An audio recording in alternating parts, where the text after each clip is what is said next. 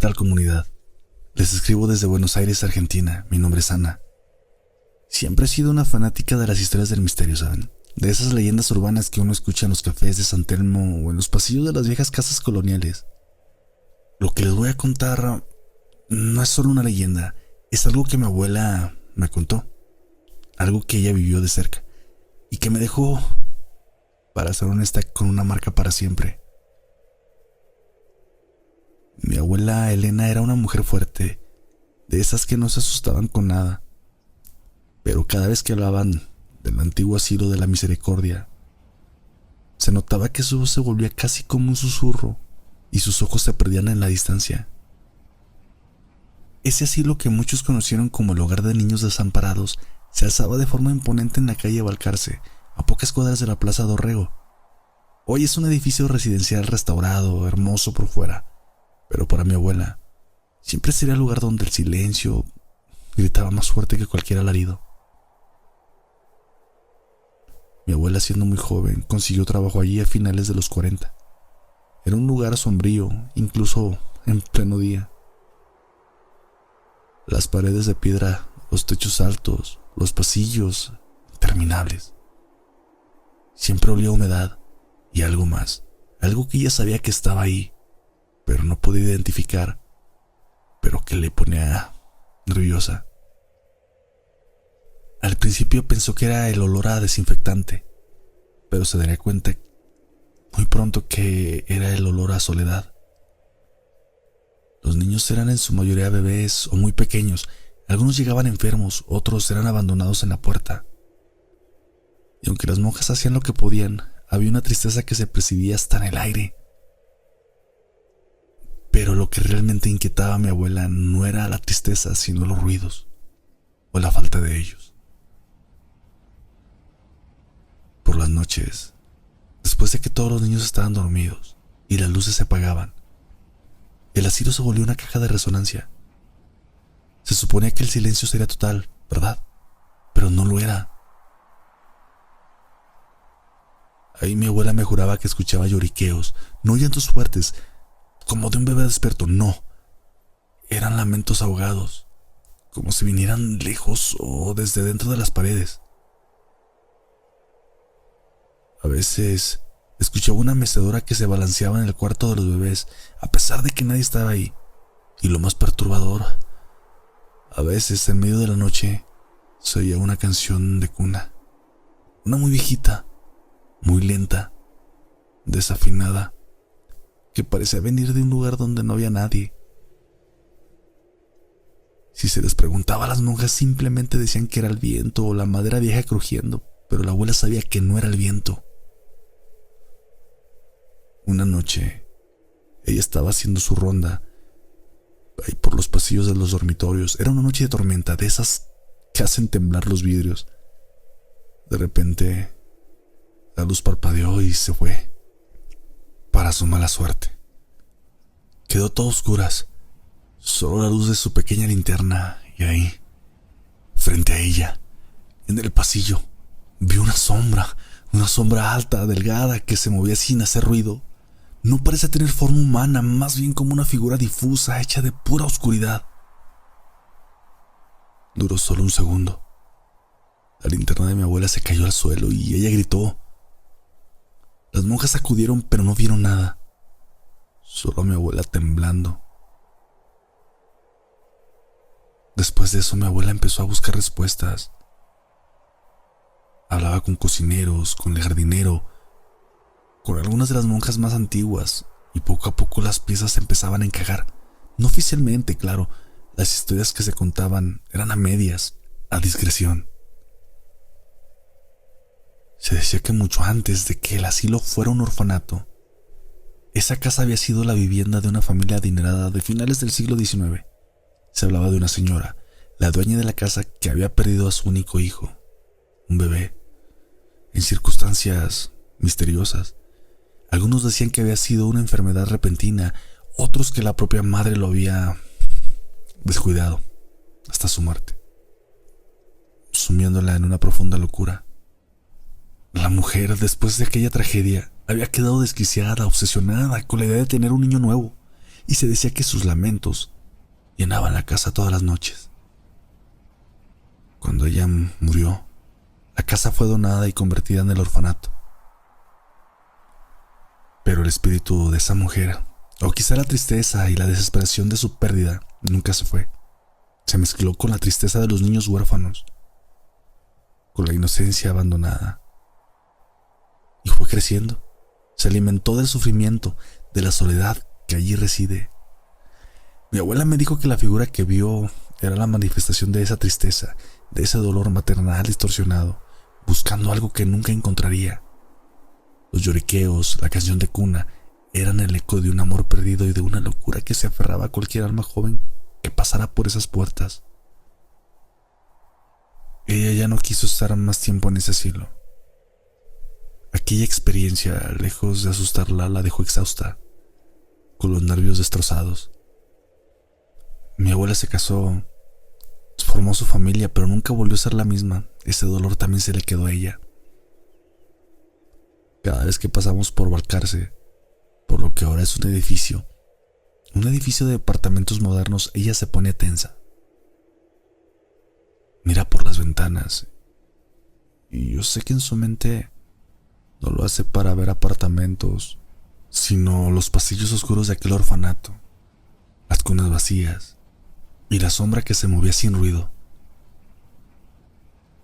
Si algún día caminan por San Telmo, por esas calles adoquinadas, y sienten un escalofrío inexplicable o escuchan un susurro que el viento no trajo, recuerden la historia del antiguo asilo de la Misericordia. Saben, hay lugares que, aunque cambien de piel, nunca pierden sus sonidos de lo que fueron, se convierten en ecos. Y a veces esos ecos son de llanto. Esto te lo escribo para tu canal y no lo cuento con la idea de impresionar. Ni siquiera lo hago por desahogo. Lo hago porque nunca hablé de ello y merece ser escuchado. Sabes, trabajé 3 años en el Hospital Psiquiátrico Fray Bernardino Álvarez, al sur de la Ciudad de México. Ahí aprendí lo que realmente significa estar sola entre muchos. En ese lugar los gritos, el silencio, las miradas se te quedan pegadas. Empecé joven, recién egresada de enfermería, emocionada por aprender. No me daba miedo tratar con pacientes psiquiátricos. Me parece que todos merecemos trato digno, comprensión, paciencia. Pero también te das cuenta que nadie te prepara para lo que no tiene explicación clínica. Nadie me preparó para lo que me pasó en uno de los pabellones. El pabellón C era distinto. No por los pacientes, de hecho muchos eran funcionales, incluso amables. Pero el ambiente ahí era más denso, más cargado. Las luces parpadeaban con más frecuencia, el aire era más frío, incluso en días calurosos. Había un cuarto al final del pasillo, oficialmente no tenía número. El personal le decía el cuarto sin nombre. Nunca lo usaban, pero no estaba clausurado del todo.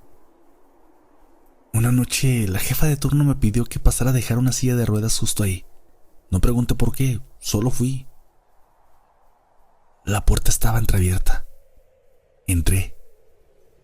Era una habitación como cualquiera, pero vacía. No tenía cama, ni lámpara, ni ventanas. Solo 4 paredes y un pequeño respiradero cerca del techo. Dejé la silla y me di la vuelta.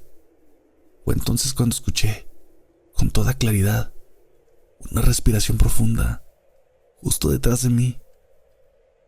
Me paralicé.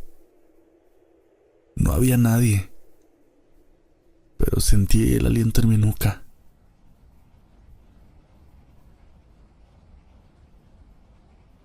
Después de eso empecé a notar cosas, como que si se me hubiera abierto algo, no lo sé.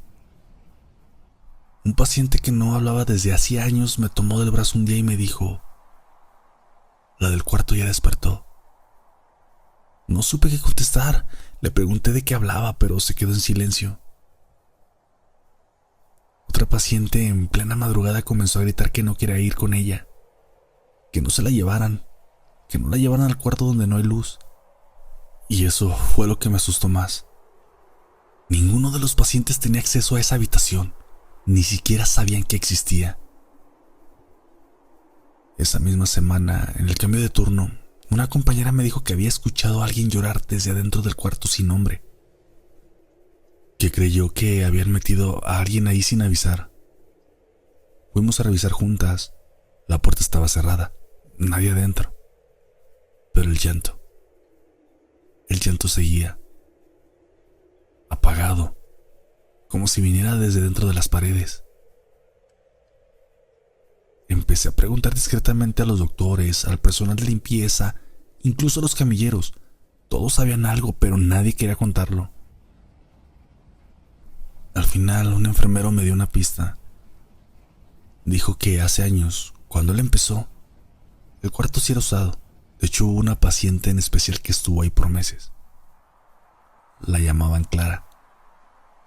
No tenía familia, ni visitas. Decían que hablaba en otro idioma, no extranjero, otro idioma. Algo incomprensible. A veces se reía sola, a veces pasaba horas llorando, sin lágrimas. El expediente estaba incompleto, casi parecía haber sido manipulado. Solo decía: paciente sin identificación, edad estimada 9 años. Exhibe comportamiento no verbal alternante, no responde a estímulos comunes. Durante la noche se registran alteraciones inexplicables en temperatura y luz. Eso fue el último registrado. Después una nota escrita a mano en tinta roja: habitación cerrada, no reubicar. Se me metió todo eso a la cabeza que comencé a soñar con ella. Una niña sentada en el rincón de aquel cuarto, murmurando cosas que no entendía. En los sueños siempre me decía lo mismo al final: ya me vas a abrir. Una noche de guardia escuché ruidos metálicos. Pensé que alguien había tirado instrumental o algo así, pero el sonido venía del cuarto sin nombre. Fui con una linterna. La puerta estaba abierta. La silla de ruedas que había dejado meses antes estaba tirada. En el suelo había marcas como de dedos arrastrándose desde el centro de la habitación hacia la pared. No pude más. Esa misma semana presenté mi renuncia. No le conté a nadie en ese momento, tal vez me hubieran creído o no lo sé, pero al final solo me dijeron que era estrés, sobrecarga, falta de sueño. Pero no era eso. Era la certeza de que algo seguía ahí, que no importa cuántos años pasen, cuántos pacientes entren o salgan, hay cosas que no se van. Por el momento he decidido no ejercer y a veces me preguntan por qué de esa decisión, pero no sé qué responderles.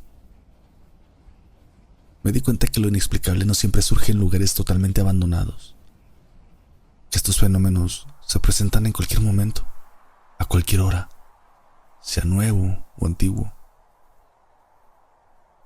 El hospital Fray Bernardino sigue funcionando, está ahí como siempre, y ese cuarto también. Para ser honesta, solo espero que nadie más tenga que entrar a buscar lo que no quiere ser encontrado.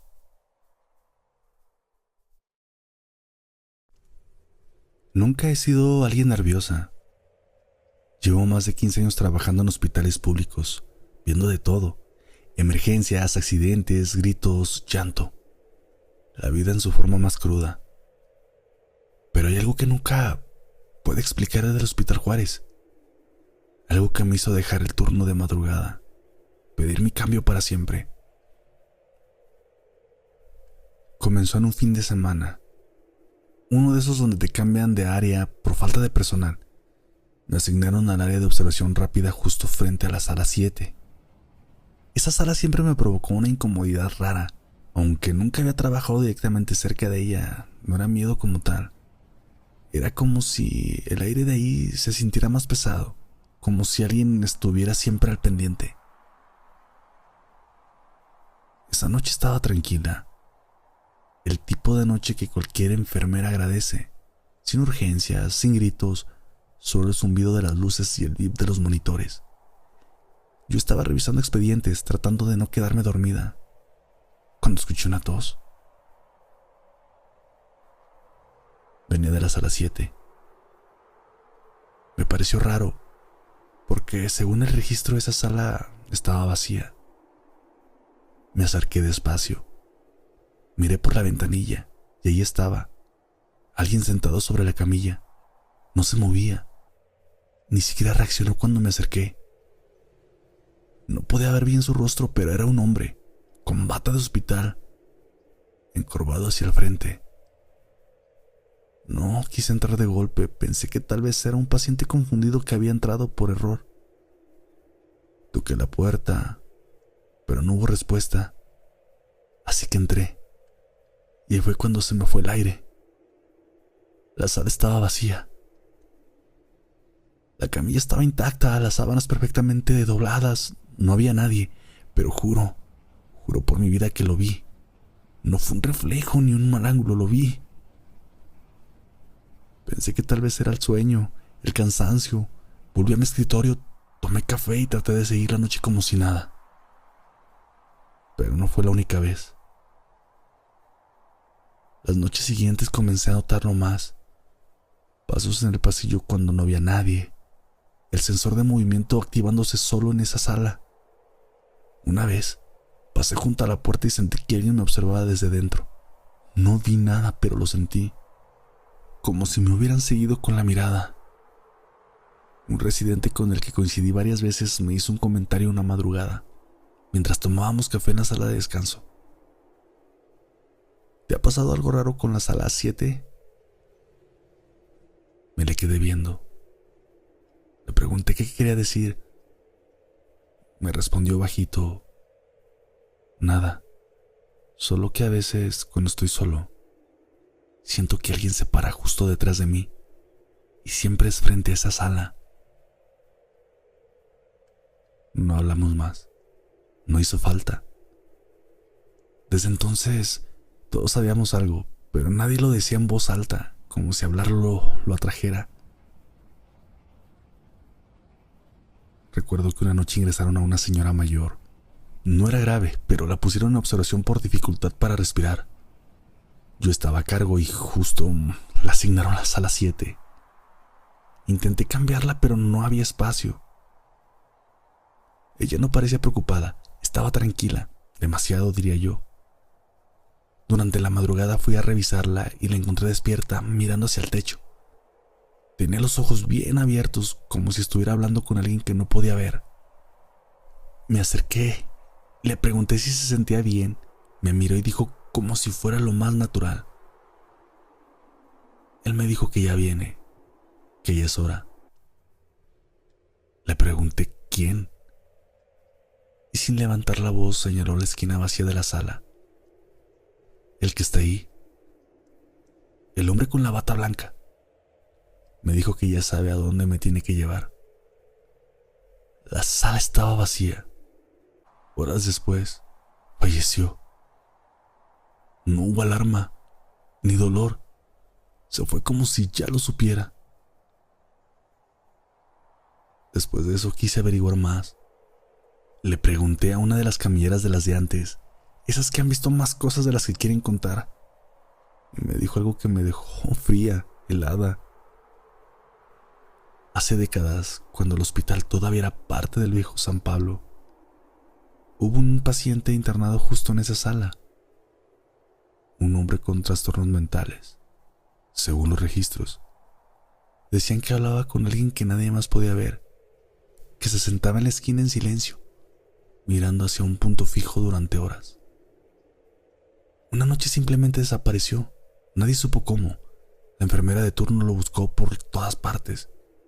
Y cuando lo encontraron, estaba en shock, sentado junto a la camilla vacía murmurando una sola frase.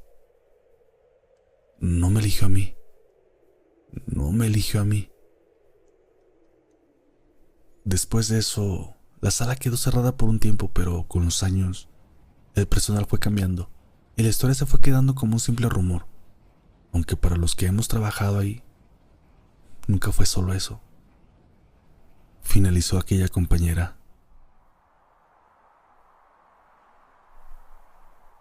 Lo último que viví ahí fue hace 2 años. Ya no aguantaba más turnos de noche, pero esa vez me tocó cubrir a una compañera enferma. Eran casi las 3 de la mañana. Pasaba junto a la sala 7 con el carrito de medicamentos cuando escuché una voz detrás de mí, bajita, apenas un susurro. Esta vez sí. Me giré de golpe. No había nadie, pero la puerta de la sala estaba entreabierta. Y dentro, las sábanas estaban extendidas como si alguien acabara de levantarse. Ese mismo día entregué mi carta de renuncia. No fue por miedo, fue porque entendí que tarde o temprano todos tenemos una última visita. Solo que algunos llegan antes de tiempo.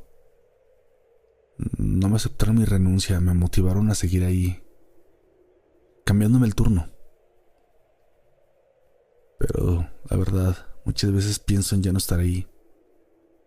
No quiero estar ahí cuando él venga por mí. El hospital sigue aquí, aún funciona, pero si alguna vez tienes que pasar la noche y te asignan a la sala 7, no duermas de espalda.